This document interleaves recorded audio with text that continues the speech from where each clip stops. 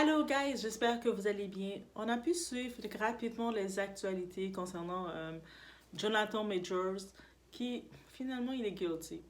Donc avec son ex-partenaire et tout, il essaie de s'en sortir en disant que c'est la couleur de sa peau, il est discriminé et tout. Non, il est bien guilty de ce qu'il a fait. Par contre, il fait un petit peu sa conférence de presse pour rattraper son image, redorer son image. Comme vous le savez, surtout pour pas être cancel de toutes les cultures. Et là, il a sa coretta. Il a sa coretta. Parce que lui, il a décidé dans l'histoire, vous savez, chaque personne décide d'interpréter ce qu'il veut à sa façon. Lui a décidé que Coretta King était la clean-up woman. Elle était là juste pour clean. Elle n'avait pas d'autre vocation. Et en la personne de Megan Good, qui est sa coretta, il a dit oh, t'es ma coretta. L'ironie dans tout ça, guys, parce qu'il y a une ironie dans tout ça. Avec sa femme qu'il est en procès et tout, mais son ex, qu'il est en procès, son ex-copine, il voulait que cette femme-là soit sa coretta. Moi, je veux que tu sois ma coretta. L'image qu'il a d'une coretta, c'est que qu'il y ait une femme qui est là pour l'éponger, le supporter, même quand il délire, il est dans toutes ces choses, qui est là pour l'éponger et le supporter. Mais je pense qu'il a trouvé sa coretta en Megan Good, mais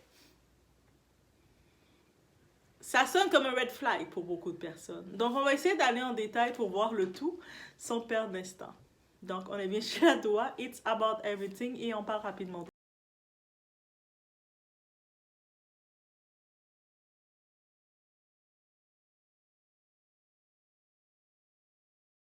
Juste vous laisser savoir, dans toute l'histoire de Coretta, il y a une personne qui est venue, qui a parlé, qui a dit, qui en tant que telle, dans sa façon très diplomate et très propre de parler, elle a laissé entendre à ce très cher Jonathan Major, retire, avec tout ce qui t'arrive, des scandales, de violence, de toutes ces choses-là, retire le nom de ma mère dans tes histoires, parce que ma mère, c'était une femme, avant même d'être l'épouse de mon père, qui est Martin Luther King, qu'on connaît, elle-même était une avocate, elle-même était une représentante, elle-même, c'était pas juste une fille comme ça qui venait torcher les histoires de son gars. Non, non, non, non, non. Elle-même était quelqu'un, c'est pas n'importe qui. Donc, retire le nom de ma mère de ta bouche parce que t'as pas compris son histoire. Bernice King est venue rappeler à ce très cher que qui est sa mère. Mais je sais, dans l'histoire, on regarde quelqu'un, on visionne, on a toute une interprétation de la personne. Mais j'ai fait, oh, ok, ok, ok, ok, that's interesting. C'est très intéressant sur ce fait-là. Mais c'est un petit point qu'on a de notre très chère Bernice on parle de sa mère comme ça, là. Comme si on veut retirer tout le travail que sa mère a fait, représentait, pour juste l'associer à avoir été la femme de Martin Luther King qui le supportait seulement.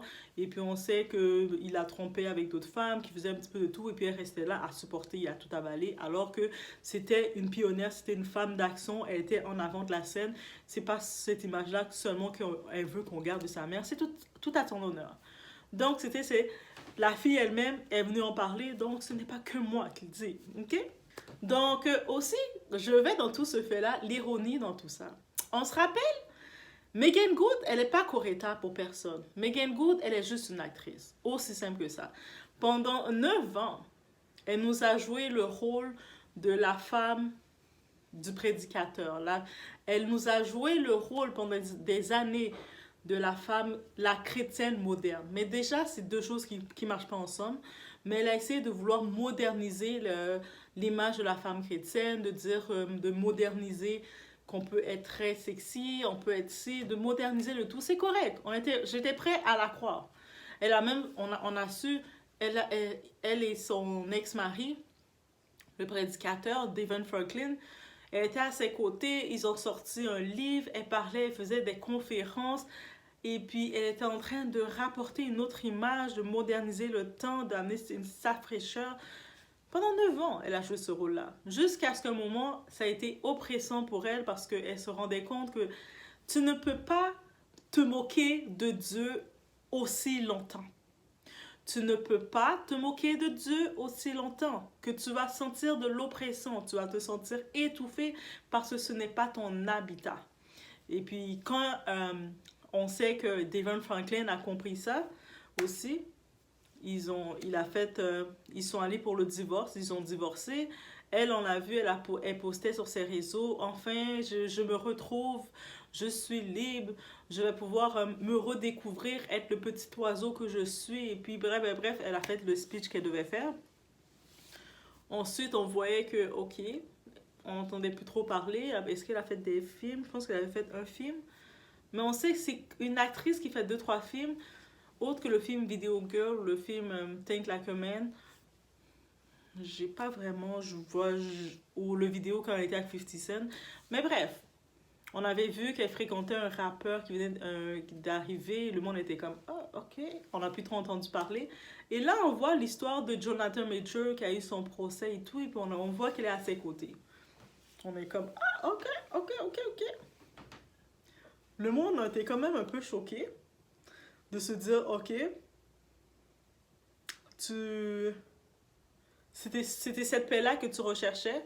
Donc peut-être que Devin Franklin, c'était une autre image pour elle qui n'était pas prête à faire ce rôle-là. Le rôle qu'il lui donnait, elle n'était pas prête à faire. Donc le rôle d'être la Coretta de Jonathan, ou peu importe ce qu'il veut dire par là, son Jonathan.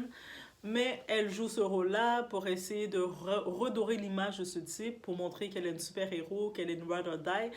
En tant que tel, c'est la promotion du struggle love, la promotion de l'amour compliqué, l'amour difficile, la femme qui est prête à éponger, de venir ramasser les miettes, toutes les brisures que le type a causées, tout ce qu'il a causé, puis elle est prête à tout ramasser. Mais je pense qu'elle a toujours été confortable dans ce monde-là. Quand on regarde dans tous ses antécédents historiques amoureux, que ce soit quand elle fréquentait Lil Wayne, des 50 Cent, tout le monde des rappeurs en tant que tel. Et je pense que quand elle était avec le prédicateur Devin Franklin, parce qu'on se rappelle, même elle le disait, allez voir, donc quand ils faisaient leurs conférences, elle le disait que c'est elle qui l'avait choisi et c'est elle qui l'avait convaincu qu'elle voulait Devin Franklin parce que il était un autre type d'homme qu'elle n'avait pas l'habitude d'avoir et elle le voulait et elle l'a eu. Elle a fait un temps avec lui, elle a joué le rôle qu'elle devait jouer.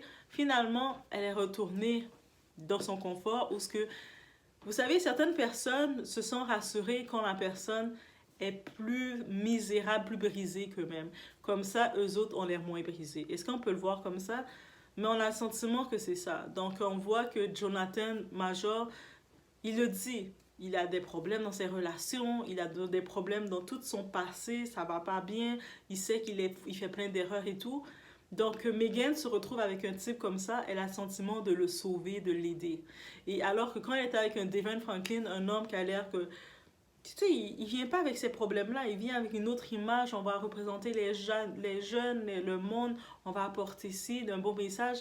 Là, elle sent que le monde voit ses défauts. Et je pense que c'est cette image-là qu'elle veut pas que le monde voit trop ses défauts. Donc, je peux comprendre pourquoi ça n'a pas fonctionné avec l'autre. Et il y a aussi le phénomène du caméléon. Donc, quelqu'un peut jouer aussi longtemps, prétendre être qu'est-ce qu'il n'est pas, mais après un moment, ça va tomber. Il va être qu'est-ce qu'il est.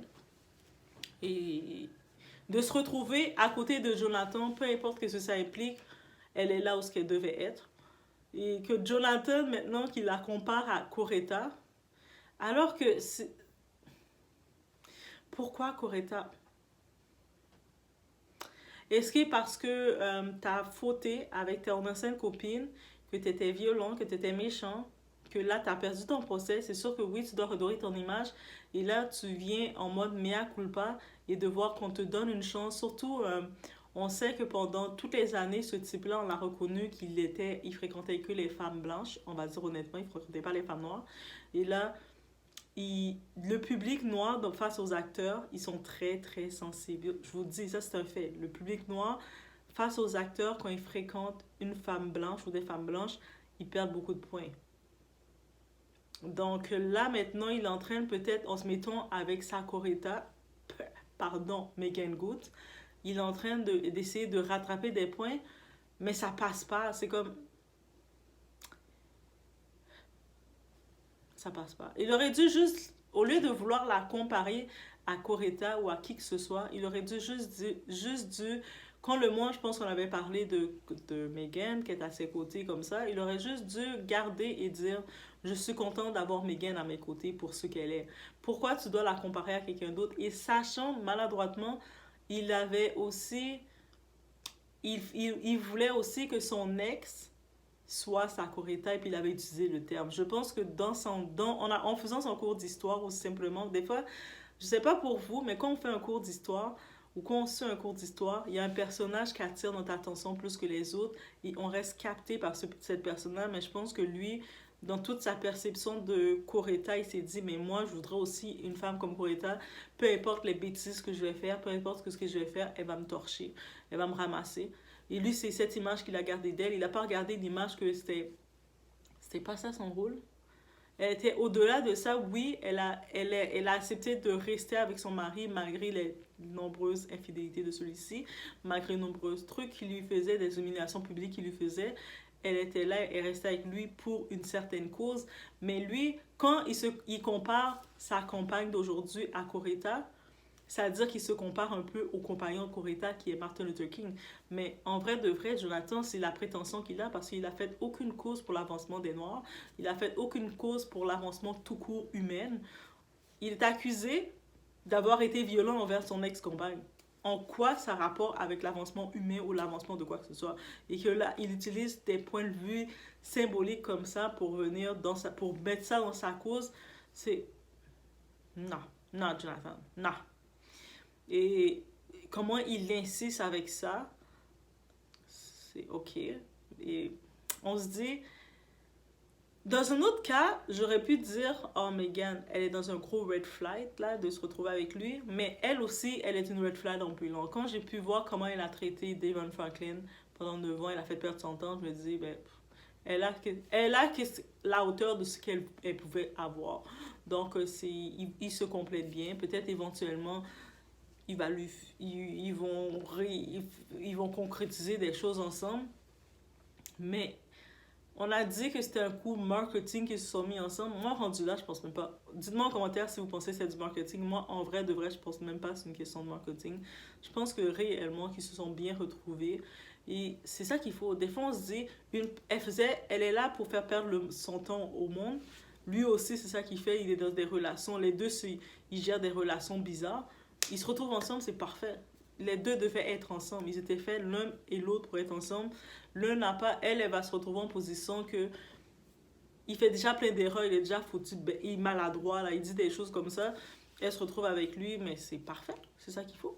Puis je pense que face au public, elle a beaucoup perdu de points. Le monde commence à la regarder et dire non, mais je pense qu'elle avait même essayé après que son mari, parce que quand on y pense, c'est Devin Franklin qui a demandé le divorce. Devin Franklin qui est quand même qui était très actif dans la chrétienté, qui est un chrétien très actif, avant d'arriver au divorce, avant que quelqu'un vraiment qui soit vraiment droit dans la chrétienté arrive au divorce, c'est vraiment que tu as fauté à un niveau que c'est irréconciliable. Il n'y a plus de réconciliation. Et puis on se rappelle quand leur divorce s'est fait, c'était dans la période de décembre, dans le temps des fêtes, qu'ils annonçaient leur divorce. Ça veut dire que c'est irréconciliable, il n'y a aucune possibilité. Il a dit non, c'est fini, c'est terminé, c'est pas possible avec elle.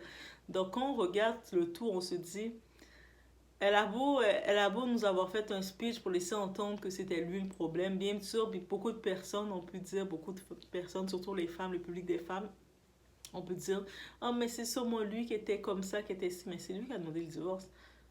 C'est-à-dire qu'il faut aussi prendre en compte la même façon que Jay-Z et Jinima. Jinima a beau dire tout ce qu'elle veut maintenant, que il a trompé, il a fait ci, mais ça reste quand même que c'est Jay-Z, c'est lui qui a demandé le divorce, qui a entamé. Bref, on se laisse sur ce, sans être trop long, mais le phénomène du caméléon, le phénomène de vouloir comparer l'autre personne à un individu qui n'a aucun sens, il faut vraiment se dire pourquoi comparer à une autre personne. C'est quoi l'ironie de tout ça? Mais les deux se complètent. Dans leur couple, j'ai rien d'autre à dire, les deux se complètent parce que les deux devaient se retrouver pour des raisons quelconques. Et J'ai bien aimé l'intervention. En vrai, dans tout ce drama-là, j'ai vraiment aimé l'intervention de Berenice, la fille de MLK, de Martin Luther King et de Corita, qui est venue mettre les points sur les i et dire que retire.